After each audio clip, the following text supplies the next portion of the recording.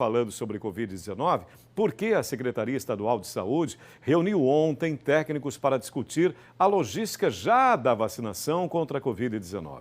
Sobre o assunto, vai falar conosco agora a infectologista doutora Mariela Kometky. Ela já está conosco aqui. Doutora Mariela, muito obrigado pela sua presença, pelo seu tempo num feriado. É um prazer poder falar contigo, Mariela. Muito obrigado.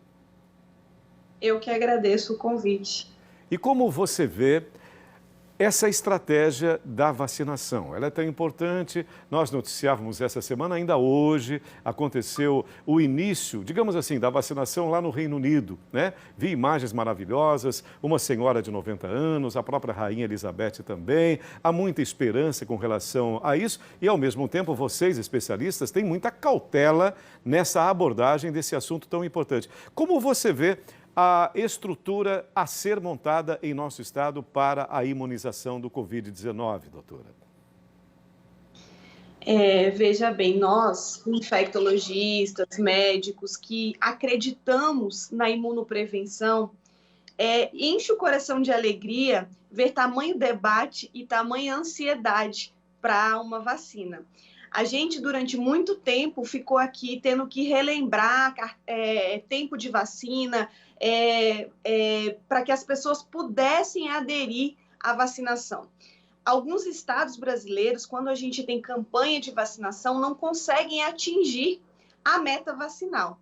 E aí, com tudo isso que a gente viveu, logo no começo da pandemia, nós tivemos aí a vacinação contra a influenza, que vocês devem ter imagens aí, fizeram filas e mais filas de carros à procura das vacinas. E isso é muito bom. Acreditar nas vacinas e procurar a vacina é muito bom. Eu peço um pouco de paciência. Eu acredito que o Brasil está preparado, porque tem um calendário vacinal do Sistema Público de Saúde, do Sistema Único de Saúde, muito à frente de muitos países. Então, as pessoas precisam ter um pouquinho de paciência, porque, com certeza, os grupos que têm maior prioridade serão as pessoas a receberem essa vacina primeiro. Os postos de saúde irão receber, provavelmente, essas doses de vacina e funcionarão em horários para que a gente evite aglomerações. Então, assim como a gente teve êxito na vacinação da influenza no meio do ano, eu tenho certeza que teremos êxito na vacinação da população contra a Covid. Muito bom. Mariela, também com relação a essa confirmação do aumento dos leitos específicos de Covid na UTI. Isso é uma evidência clara do momento em que nós vivemos? A gente vive um outro momento com relação à pandemia? Veja, a gente tem que analisar o contexto como um todo. Na verdade, a gente tinha, na época maior do pico da pandemia aqui no Brasil, e exclusivamente aqui no nosso estado, houveram aumentos significativos de leitos de contingência, ou seja, eram leitos que não existiam, leitos que foram adequados, espaços que foram adequados para receber leitos de terapia intensiva, muitas vezes em espaços do hospital onde não tinha uma adequação perfeita para se ter um leito de terapia intensiva. Tanto por isso que eram chamados leitos de contingenciamento. Esses leitos, eles ficaram em desuso por um período e houve, então, uma readequação desse número de leitos pela maioria dos hospitais e que o movimento hospitalar teve que voltar. Ou seja, a renovação das cirurgias eletivas, do atendimento de outras doenças que não a Covid, com o declínio do número de casos que a gente observou. E o que acontece hoje é que ainda não se teve um número significativo que impacte no aumento novamente desses leitos de contingenciamento. Os leitos de terapia intensiva da rede privada e da rede pública disponibilizados hoje, eles são suficientes, visto os números que a gente tem acompanhado, alguns com a sua capacidade de 100% já instalada, já completa, mas que as equipes estão dia a dia trabalhando nos bastidores para que, se houver necessidade, fazer a dilatação desses leitos sem prejuízo para as pessoas.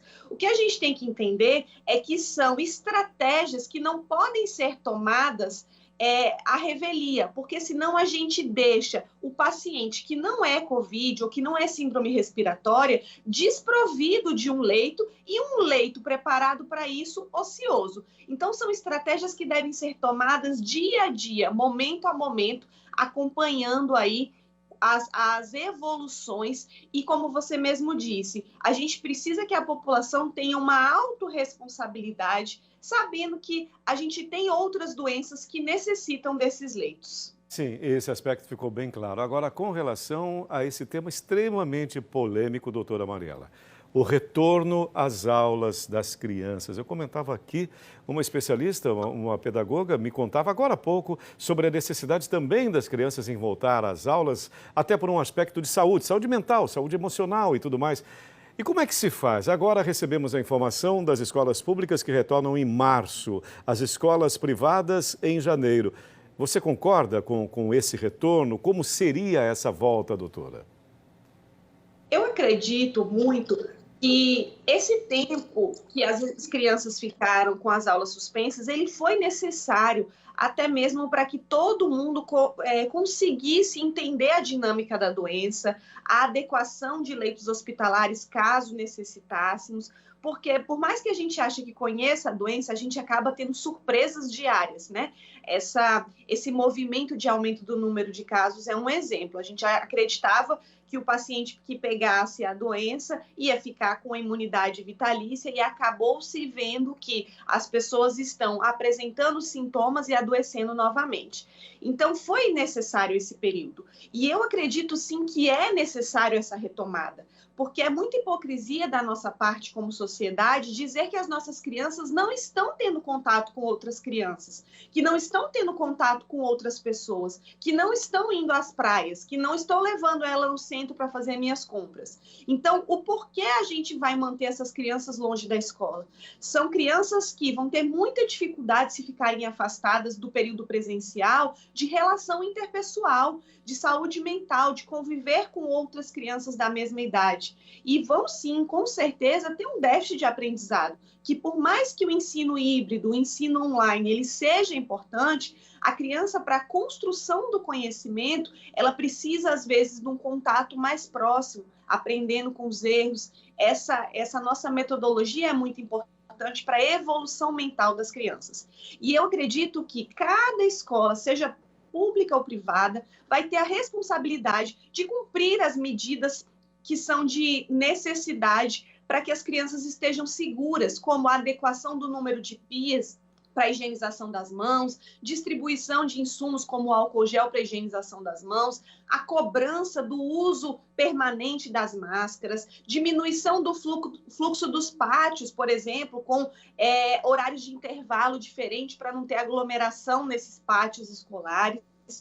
E, sem dúvida nenhuma, a responsabilidade pessoal das famílias que mandam essas pessoas, essas crianças para a escola, em que, ao aparecer qualquer sintoma, não mandar uma criança doente, porque é essa criança doente que potencialmente contamina toda uma turma, que contamina outras famílias.